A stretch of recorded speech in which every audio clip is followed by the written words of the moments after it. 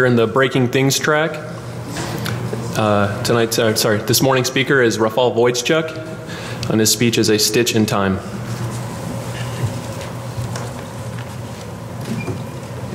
Good morning, ladies and gentlemen. This talk will be about a very unique case of a vulnerability that affected multiple operating systems and was discovered earlier this year. So the agenda is, first we'll do a very quick high-level overview of the vulnerability.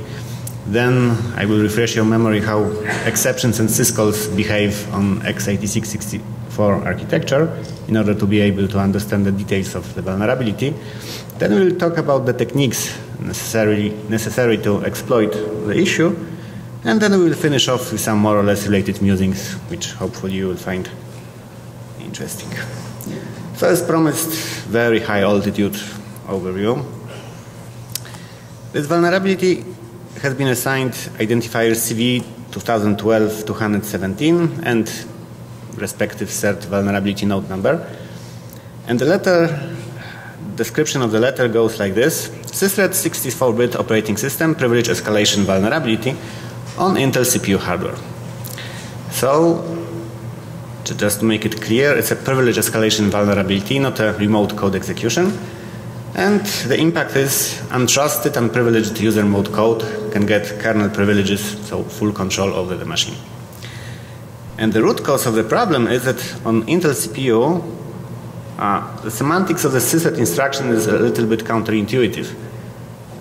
It happens that when this instruction is executed with non-canonical return address in RCX register, it throws an exception in ring 0. So don't worry, more details are coming. For now, we'll just keywords mode, high-level overview. And the patches were released on 12 June this year, so not a 0-day in any way. The affected systems. Once again, only 64-bit versions of the OSs running on Intel CPUs are vulnerable. So 32-bit OS running on AMD CPUs, they are not vulnerable. So Xen with pvguests is vulnerable, and it's quite notable, I would say, because as far as I know, this is the first vulnerability in the core of the Xen hypervisor that allows totally unprivileged non-driver domain to break out of the VM confinement to get kernel privileges. So really something very unique. And other affected systems are Windows 7, Windows 2008, R2, FreeBSD, NetBSD. Vulnerabilities in these systems are much more common, but still this vulnerability is pretty unique in itself, worth studying. And as you may imagine, it's not that straightforward to coordinate patches releases with 4 different vendors. All of them have different priorities, different schedules, etc., etc. So the conversation started with Xen security team, and in fact it was pretty fruitful also from a technical point of view. They have provided quite a lot of insight. Then other affected software vendors were contacted. And then the situation got a bit complicated because differences in opinion when to release patches. And then Intel, US CERT, Bromium guys tried to help. And then all's well that ends well. Every vendor has released patches on the same day, so that was the goal of the exercise. The list of non-affected systems is even more interesting. Apple OS X is not vulnerable. At least that's what they say to CERT in an official statement. I did not investigate any further. OpenBSD 5 or newer is not vulnerable. But the tiny thing is that they fixed the last remaining exploitation vector by accident during the code cleanup, not really knowing that the problem is really there. So my reaction to that was, lucky bastards, it was really close this time, right? But on reflection, when you think about it, it's not just dumb luck, right? If you reduce the entry points into the kernel, make the security critical code more uniform, then sometimes you are justly rewarded. So not really a case of total dumb luck this time. But it really pays in comparison with the Linux case, because Linux kernel developers fixed the issue consciously, purposefully, really knowing what's going on 6 years ago. They have even assigned CV number for that. So this is even more shocking. You can imagine my jaw literally dropping to the floor, because I thought I have discovered something really unique, and then I learned that this is in fact 6-year-old vulnerability. Not a pleasant experience. So the main question here is why so many systems were left vulnerable after 2006? All the remaining operating systems, maybe with the exception of Windows, were vulnerable throughout all of this time, right? And one possible explanation is some, problems with communication of the issue. Linux developers have this habit of, not shouting from the rooftops about security issues, right? They just fix it. They just, make a proper statement in Git commits, but nothing about that. And for instance, when you have a look at the CVE entry assigned for this Linux vulnerability, you see all the symptoms are there, right? The systhread instruction is mentioned, the exception handler running on their own stack, etc., but it's still, well, not clear that it may affect other system. Only Linux kernel is mentioned, so it's really difficult. And also impact is not specified explicitly. So if you're a developer of other operating system, you look at the CVE entry, you see, just something Linux specific, no impact, so it's not very interesting. Even more, when you look at the security focused database and the item 17541, it's titled Linux kernel denial of service vulnerability. So apparently it was not clear for everyone that this issue is actually exploitable. And we'll see in excruciating detail that this is not only a denial of service issue. So apparently other vendors did not notice the problem immediately, were not warned in an explicit way, and that resulted in all these systems remaining exploitable for 6 years. So this is an explanation of the title of the talk. A stitch in time in 2006 could have saved 4 operating systems, right? So it's also the reason for this talk, just to make it explicit for everyone who follows some security events that the semantics of the systhread instruction on Intel CPUs is really weird, so developers beware, right? Okay, and finally, as privilege escalations vulnerability even worth talking about, right? Because again, first you have to be on the system to exploit it, right? So on server systems, when you have untrusted users, then obviously it's very relevant, right? You don't want to allow every possible user on your system to get full control over the machine. But even maybe it's not obvious, but even on desktop systems, which are commonly on single user systems, this kind of vulnerabilities are also very relevant because they allow to escape from many sandboxing solutions.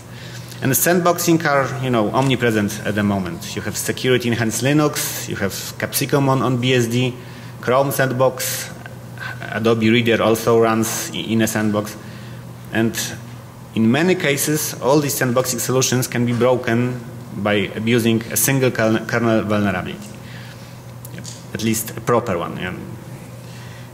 You can read on Chrome's blog about really crazy things that researchers have been doing to break out of Chrome sandbox. Like you have to chain 10 or 14 different vulnerabilities, right, to get a full bypass of the Chrome sandbox. But in fact, a single kernel vulnerability is enough. So I think it's very relevant. And also, multiple OS issues like this are very rare, so it's, again, I think worth talking about. Okay, so as promised, now we'll dive into some details about syscalls and exceptions on x86-64. I hope most of you are more or less familiar with the subject, because the chapter Exceptions and Interrupts occupies about 70 pages in Intel's manual, so it's impossible to do an exhaustive introduction. So just highlight a couple of most important facts required to understand the nature of the vulnerability. Okay, so the first slide is about what happens when exception is raised while we are in ring 0. So you see, okay, CS is the ring 01. Instruction pointers points to some kernel memory, and this instruction is about to throw an exception. And the stack pointer points to some kernel stack. Generally, the red color means user mode memory. The green color means kernel memory. And then if this instruction throws an exception, in this case it will be in illegal opcode, what happens?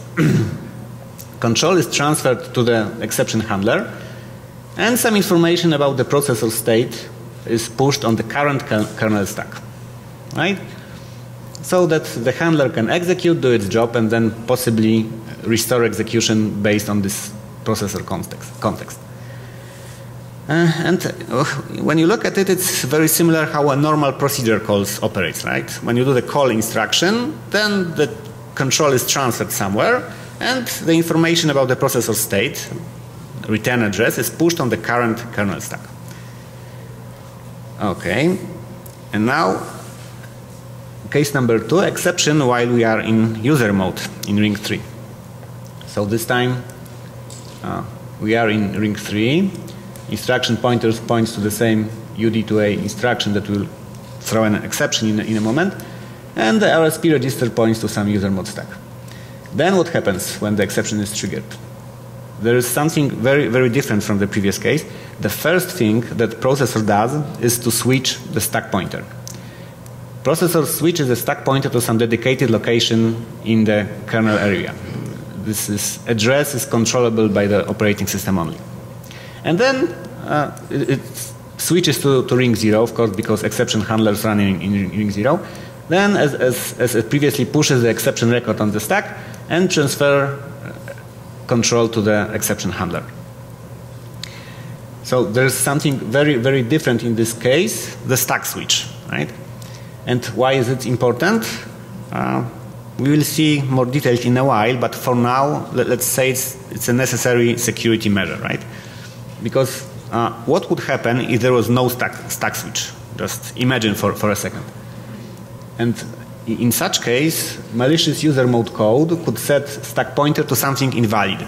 That's only one possible case of problem, but for instance, assign 0 to RSP. And then when exception would happen and there would be no stack switch, then the processor would try to push the exception record on the current stack, which points to some invalid unmapped memory. And that generally means trouble for the operating system. What kind of trouble precisely depends on the implementation, but it usually results in a double fault and system shutdown.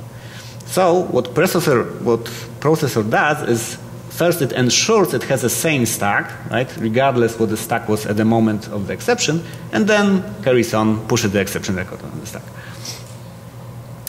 In other words, when we are in ring 0, the current value of the stack pointer is somehow trusted, right?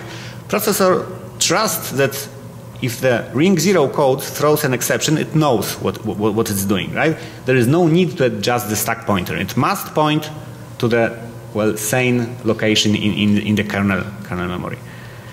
But as you probably are aware, when the word trust appears, then things are almost guaranteed to go awry sooner or later. Particularly if we are in ring 0 and somehow stack pointer is not sane, if it's controlled by the untrusted user mode, then we must be very careful to not allow an exception to happen, right? Because if we are in ring 0, then there is no stack switch during the exception, and the stack pointer must be sane at the moment when the exception happens. And generally, it's very unusual if a ring 0 code runs with a stack controlled by the user mode, right? Stack pointer is a very crucial component of the execution state. So normally all sane kernel code should run with the sane kernel stack. Okay. Yeah. So I have already said that. There is one more thing. There is a mechanism named interrupt stack table, which allows to force the task switch even when an exception happens in ring 0, right? But Intel's manual suggests that this feature should be used only for really catastrophic events like machine check exception, double fault, or NMI. And that's exactly what normal operating systems do. They don't use this feature for normal exceptions. There are problems with this approach. For instance, recursive exceptions are not handled well, etc., etc. Okay, and now let's have a look how a syscall instruction behaves.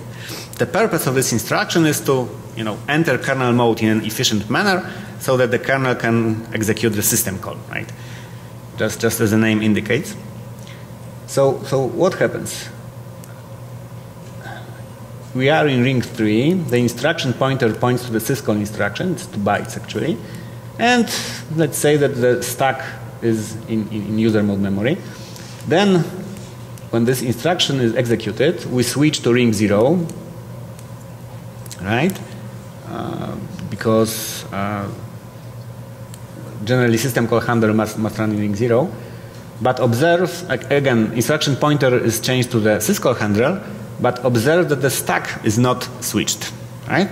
And this is really something that sticks out. At least at the entry of the syscall handler, the stack stays the same. It has the user mode value.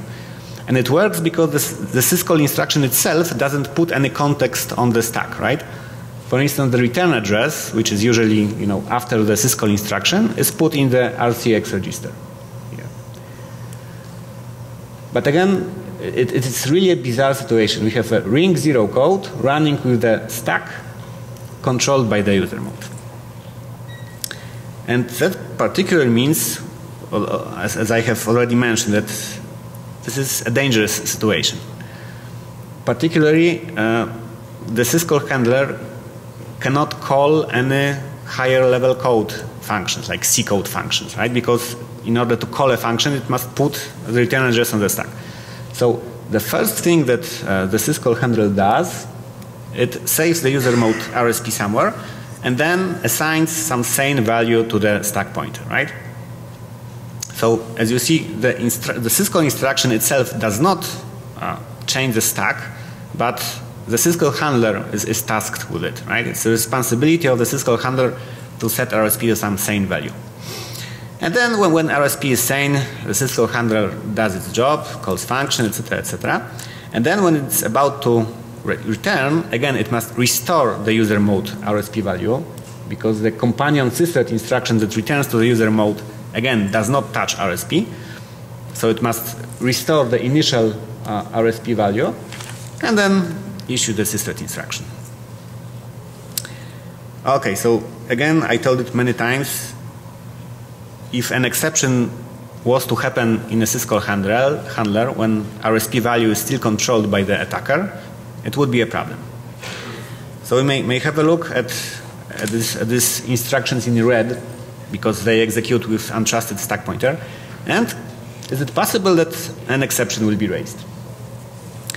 And assignments to RSP, just move instructions, right? Assuming the same configuration of the OS, nothing bad can happen. But how about the systhread instruction itself? Again, as you see, the systhread instruction is executed again with user mode RSP. So can a systhread instruction throw an exception? So let's have a look at the relevant manual entry about the systhread instruction. And as you see, there are a couple of cases when it throws an exception, but if you look closely, they are really not relevant. They can happen when the processor is too old to support the systhread instruction, or when the systhread instruction is executed not in ring 0, etc., etc., etc. So the conclusion is no, systhread cannot throw an exception. So we're cool, there is no problem here, right? Except for a tiny fact that, you see, this is an AMD manual, right? So yes, on AMD processors, systhread does not throw an exception. But how about Intel processors? Well, everybody knows they are compatible, right? They license the technology, so it should behave the same, right? So let's have a look. And again, you see the exceptions are possible if the system is misconfigured, but then there is another very, very explicit check. If the ECX register contains a non-canonical address, so the systhread instruction would try to return to a non-canonical address, then an exception is raised by the systhread instruction itself, right? The GP is raised, general protection fault. So it is slight deviation from the semantics observed on AMD processors, very, very slight one. It doesn't happen in real life ever.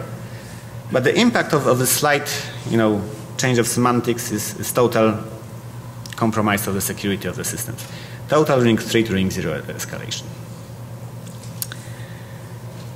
Okay, so that was a few details. Now let's have a look how precisely can we exploit this fact that the sysret instruction throws an exception while it is still in ring 0 mode, but the stack pointer is controlled by the user mode. Just a quick reminder again, I hope most of you know it. What is a non-canonical address? So on x86 64 systems, the pointers are obviously 64-bit long, but in fact not all 64-bit virtual address space is supported, because that would require too many levels of page tables and it would be inefficient. So instead, the pointers, you can set only lower 48 bits of the pointer in an arbitrary way. And if the pointer is supposed to be canonical valid, then the top 16 bits of the pointer must be the same as the bit number 47. It must be all ones or all 0.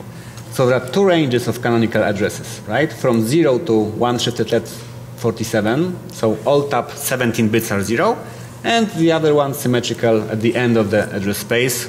All the top 17 bits are 1. And if the pointer who has a value from this black hole range is dereferenced, then the processor does not allow it. It immediately throws general protection exception. So in fact, again, the address space is 48 bits long, split into these two ranges. The valid range of virtual addresses. So why? We have seen that there is a case when the sysret instruction throws GP exception. So why it normally never happens? Because normally the syscall instruction is somewhere in the middle of this first canonical range. So the address immediately following it, right? So where the processor tries to return is also canonical, right? So the return address is usually always canonical.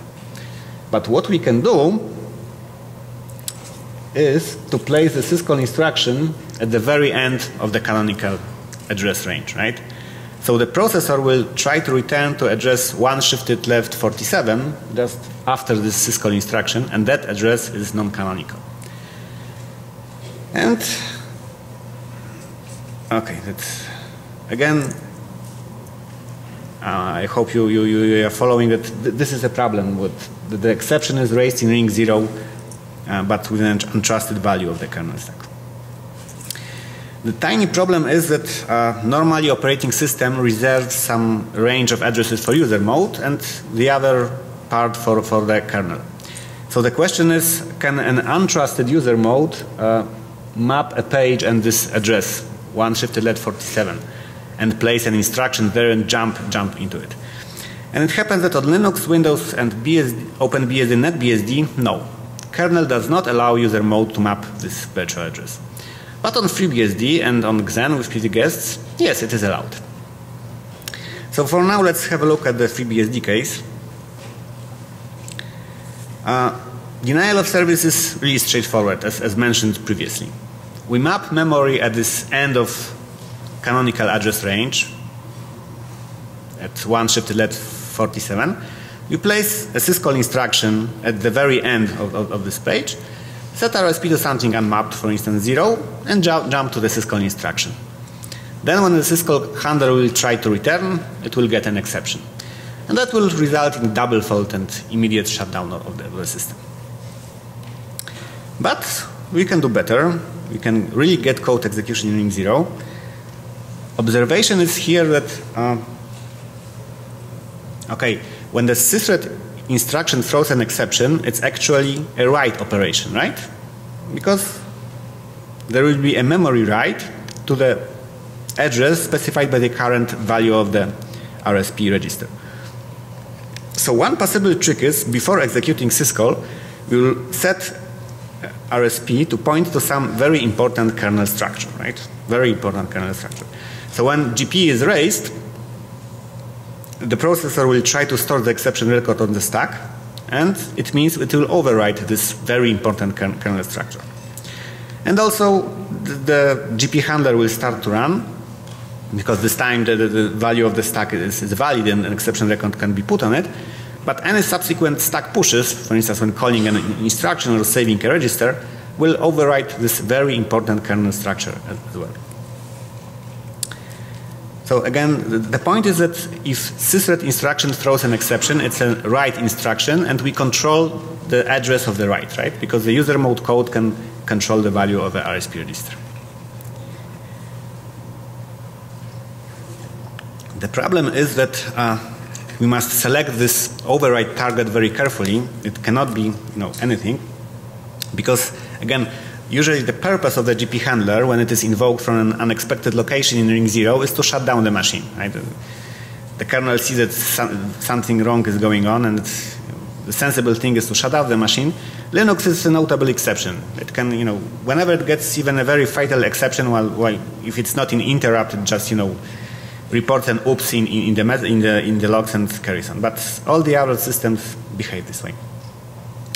Also, there is another element of the execution environment which is unexpected in this case. It's the base of the GS register. And I will not, dwell into details about that. This talk is complicated enough.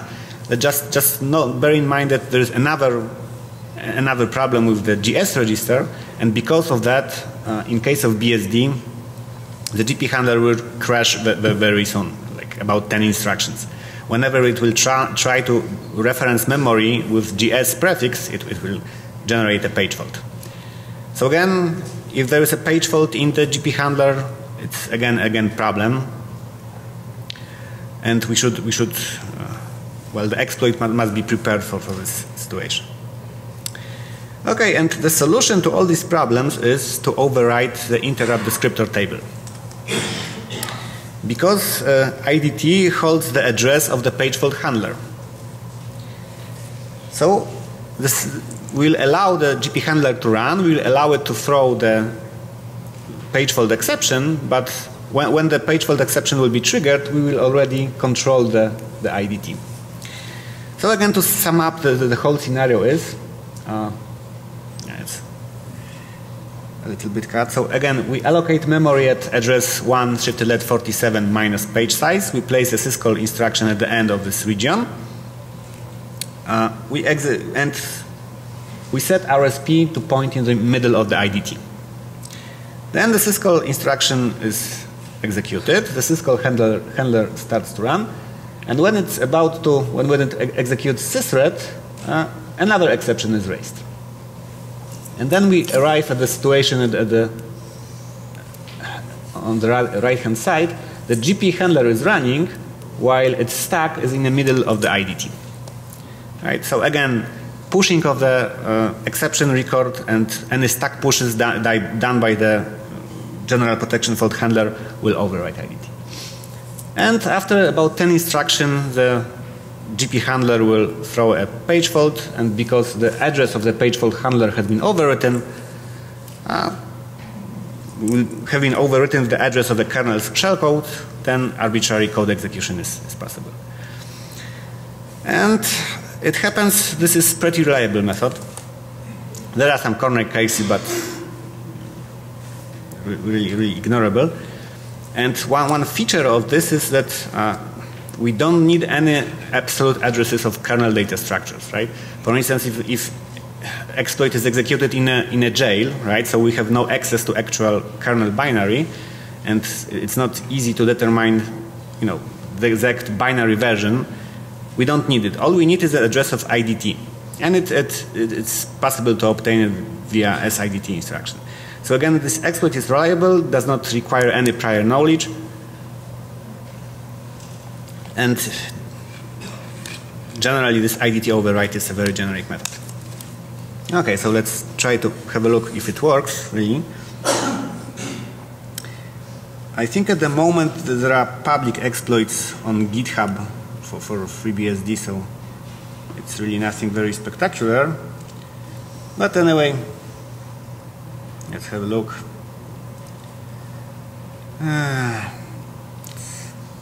Where's my mouse pointer? Okay.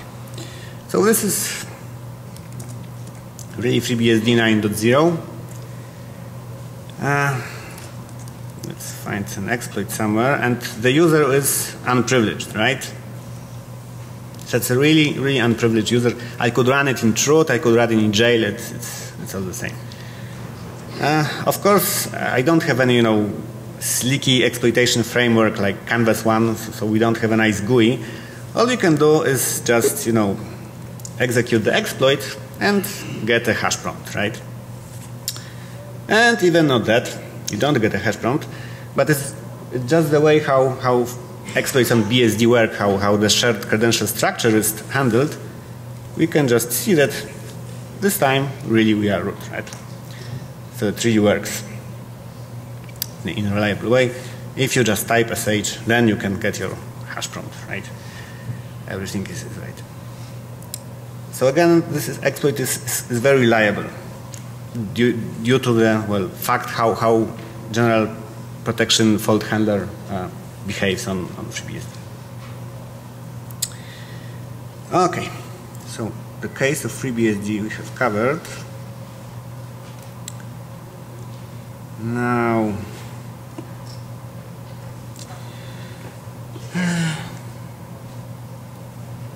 the presentation is totally gone for some reason.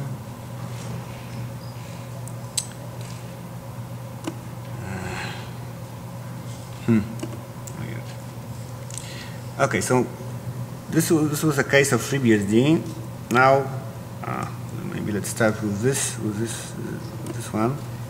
You remember that on other operating systems, particularly Windows, it's not possible to map this range of memory, this very end of canonical address range. How can we try to exploit the issue on, for instance, on Windows? Where are we? Yeah, that's the point. So, okay, we cannot map the system, we cannot map the relevant address of canonical addresses range. So maybe there's another way to force the kernel to execute the sysret instruction with non-canonical address. And it's actually possible, not only on Windows, but it's a general idea.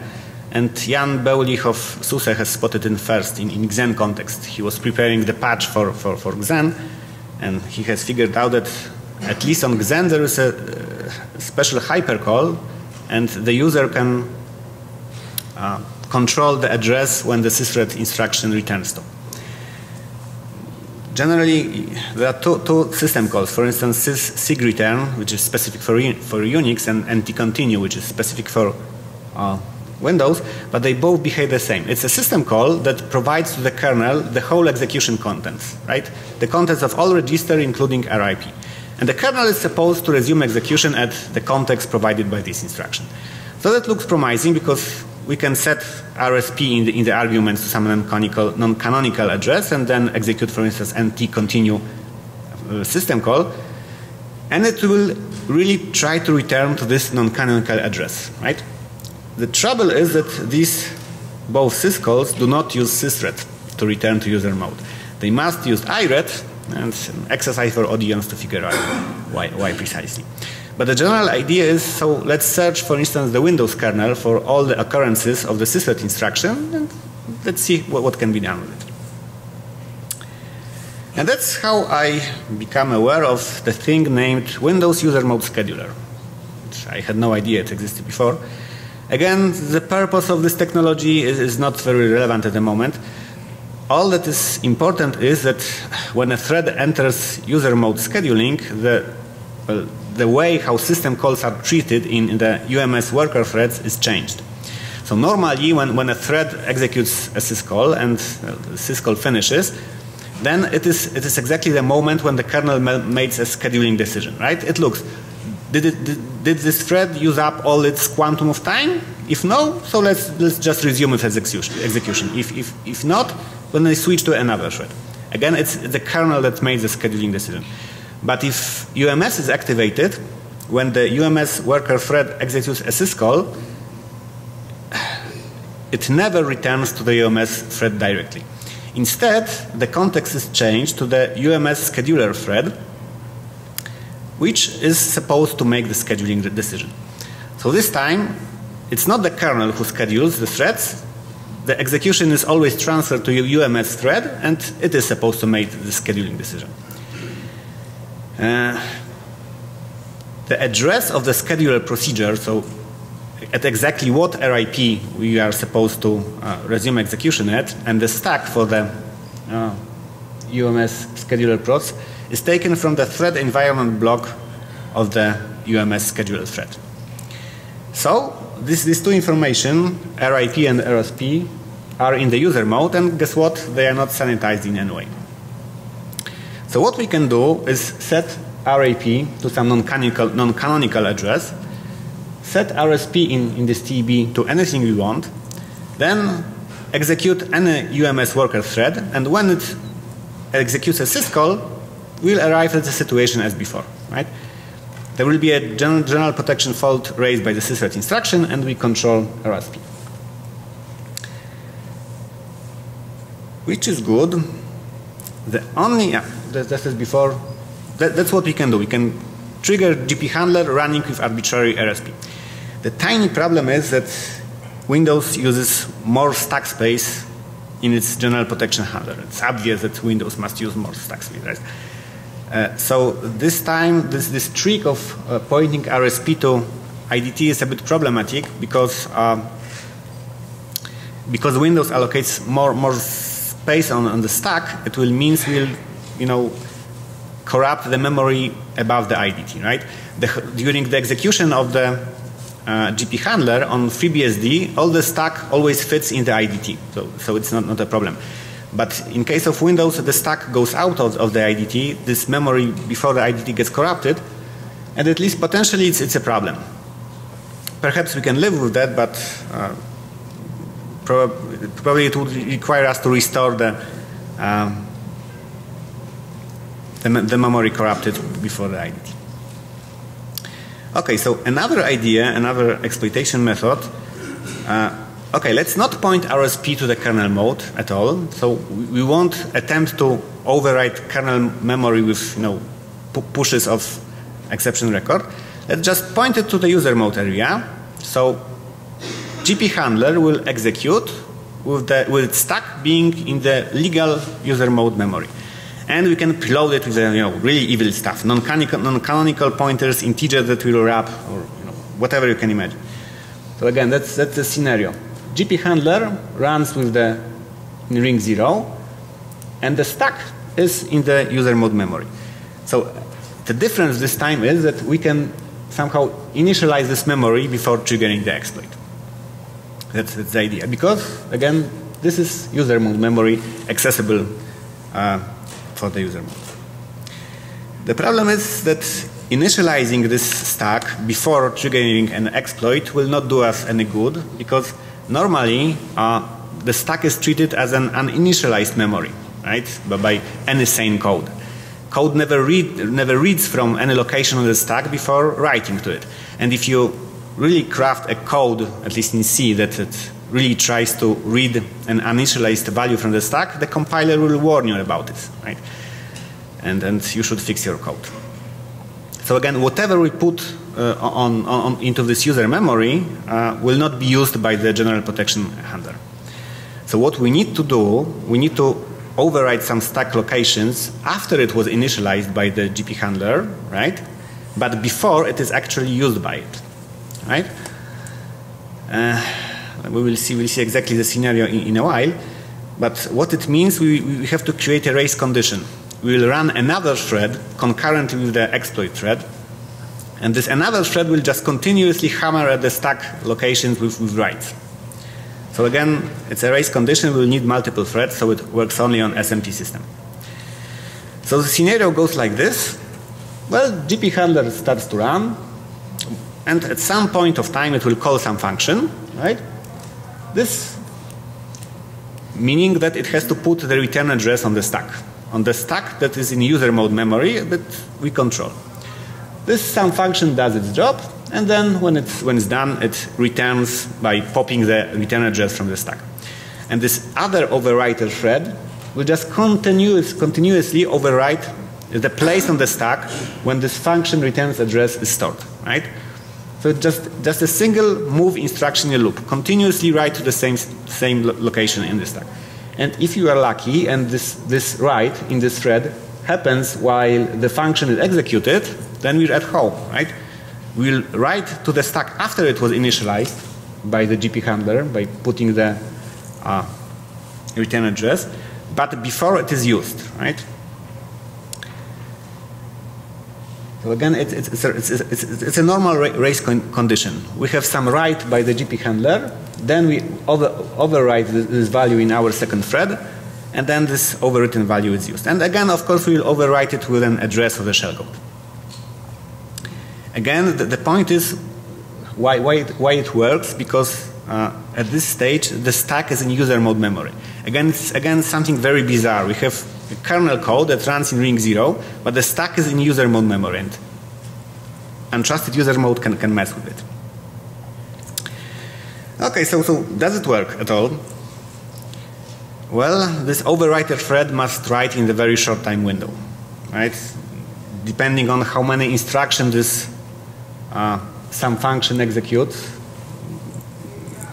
Well, we have more or less time, but again, it's very short time window. But again, it's only one assembly instruction in a loop. Just continuously hammer the stack with the same write at the same location. And also, this thread must be scheduled to run when GP handler runs, right? Because it's just another thread. If it's not scheduled to run, if it has been, the context switch has happened and this thread is actually not running, then we don't have a race condition. But we can spawn a lot of these overwriter threads, right? Assuming we have like 4-way SMP system, then we run exploit on one core and devote all 3 other cores for this overwriter threads. And it should work, right? The tiny problem is that, again, we have only one shot. Because if we lose this race condition and GP handler goes past this place, again, its purpose will be to backcheck the machine, right? And as far as I could test, the exploit works almost 100% on the bare metal machine, right?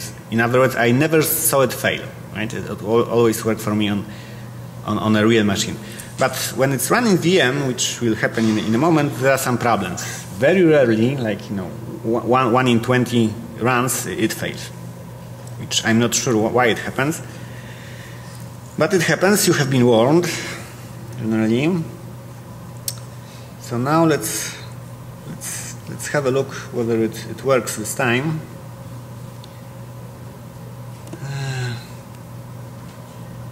So this time, again, it's a Windows machine. It's a Windows 7 system. Again, the same notorious cracker named Mortal. It's an unprivileged user.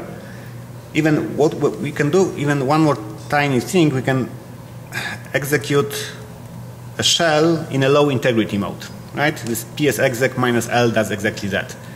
Executes a shell in a low integrity mode. So for instance, if you issue, it will tell permission denied, right? Because we're in low integrity mode, there is no permission to do it. And if we try to exploit it, let's see if it's work. Keep your fingers closed. Maybe. Not really. Yeah. But okay, at this moment this machine is spinning in 100% CPUs. But fear not, I will try to show it on the bare metal machine, and it's supposed to be more reliable. Anyway, that's denial of service exploit demonstrated.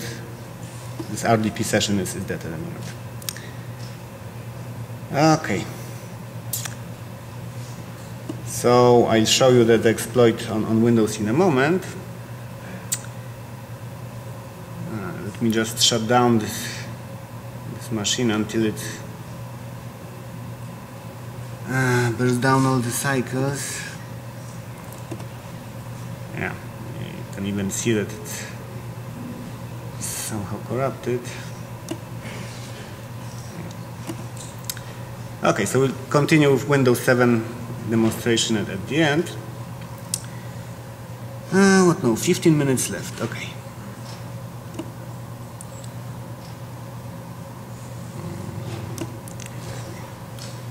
Okay.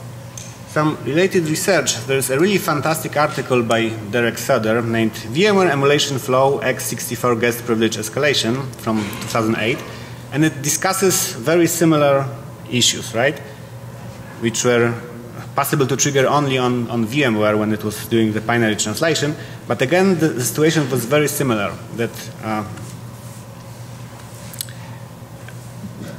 how to exploit an exception handler triggered in an unexpected location. And there is another CVE item for BSD, 2008-3890 by Nate Eldridge.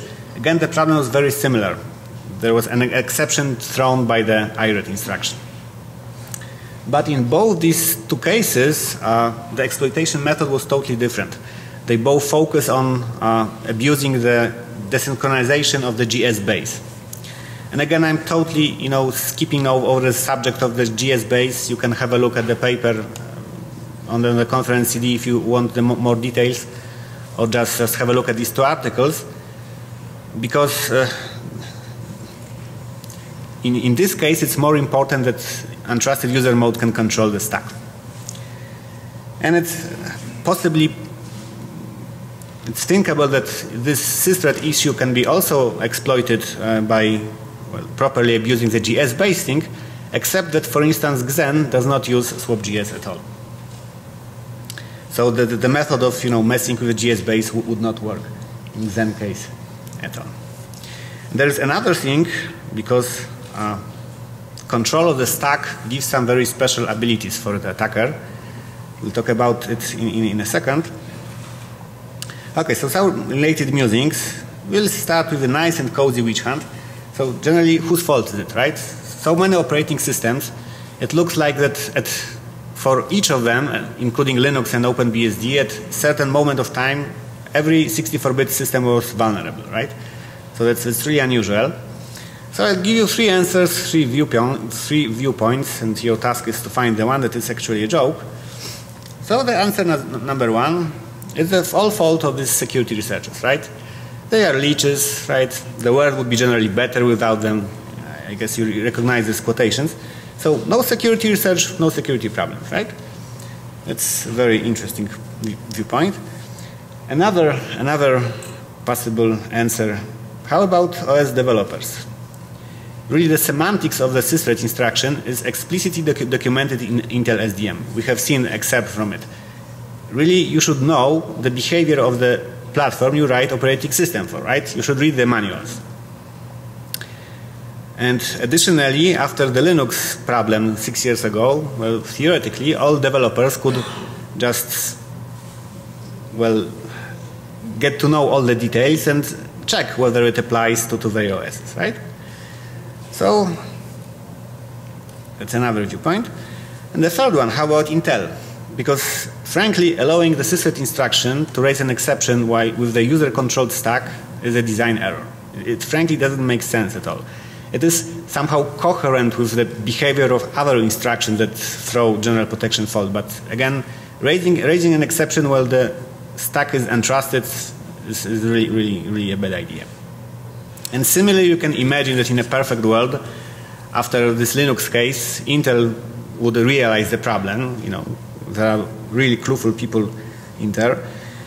And he could try to notify everyone, just like Intel tried to help with this case, and perhaps update SDM with an explicit warning, right? That really this semantics is dangerous. So developers should be really given a chance to notice the problem. Okay. Another issue is how about mitigation, right? So we have some execution context corruption in the kernel.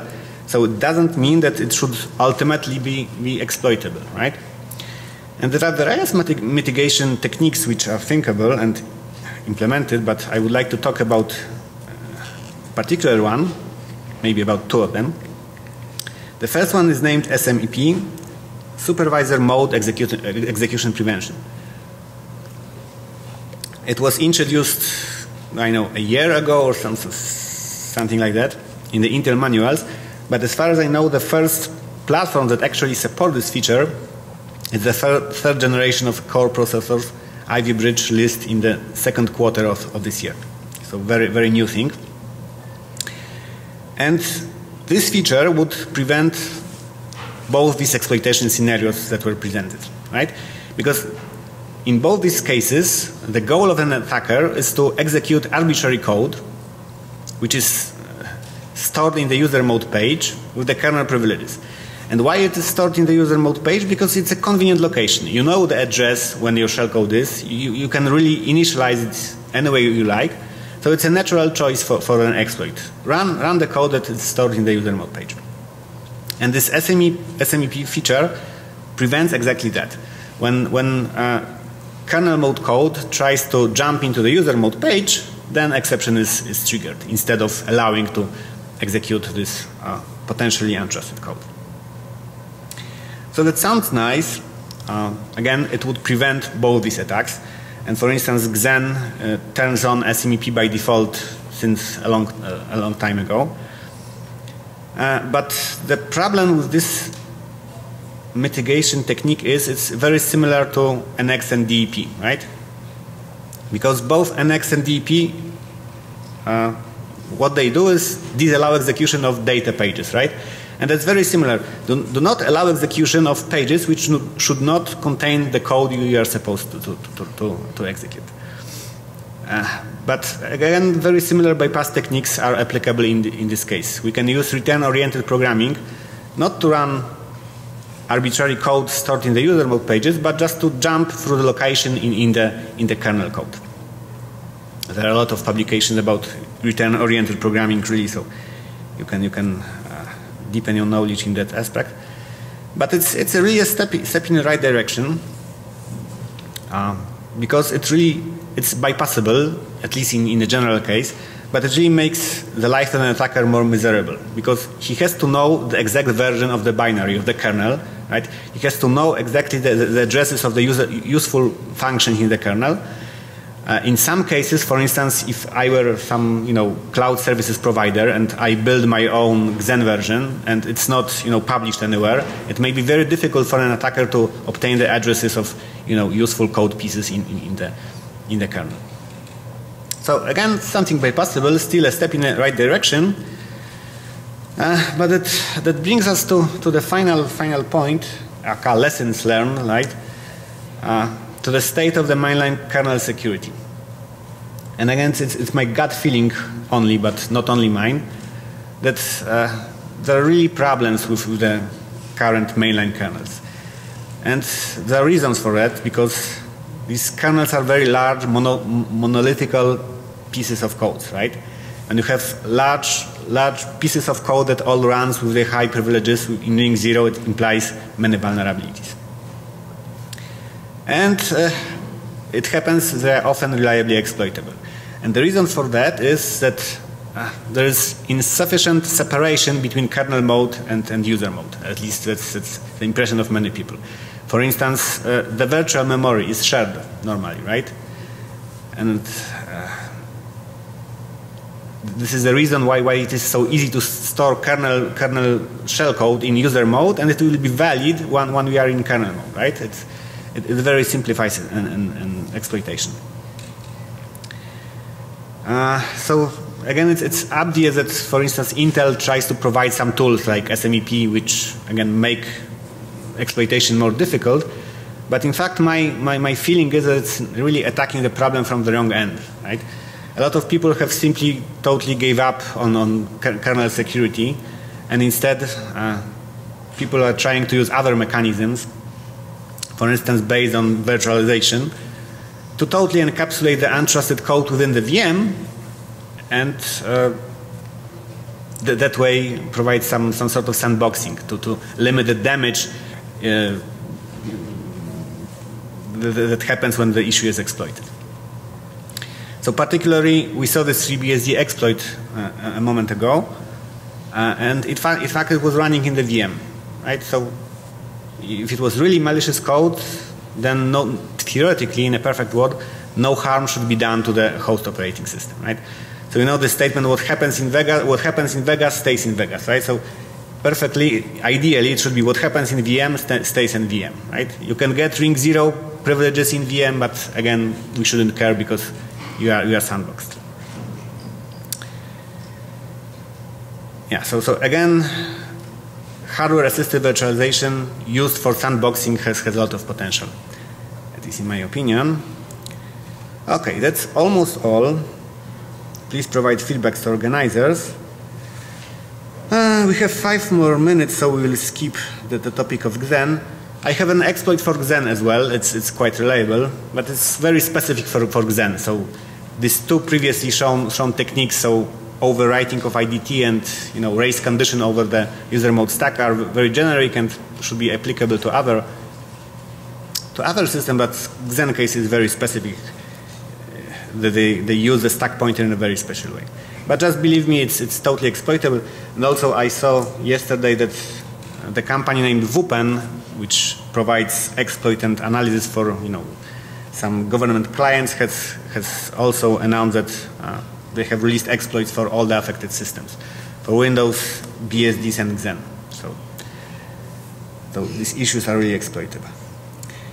Okay, again, we are almost done. So let's try to run the Windows exploit on the bare metal. So no, we won't have any Xen demonstration. Yeah.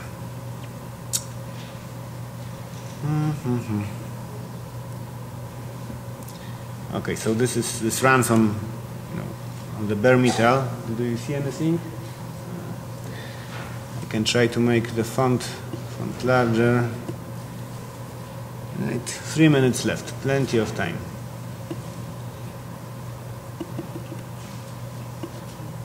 This one, slightly better.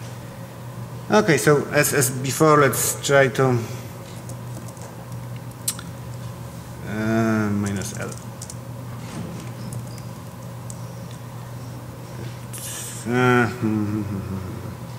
Crap. Pops up a non-privileged shell in low integrity, but here, okay. And now again, all we do, run the exploit binary and pray it will work this time. Yeah, it works. Again, the problem is it's an extended desktop and it pops a shell on the other desktop. Here it is. This time it runs as a system. Right. Sometimes it works, right? Again, on bare metal, I have never seen it fail. There is some issue with scheduling within the VM. I am not sure what's the reason. Again, I'm pretty sure it can be improved. Okay, so very quickly, questions. We have like 2-3 minutes left. Any questions? No? Okay, that should be it. Thank you.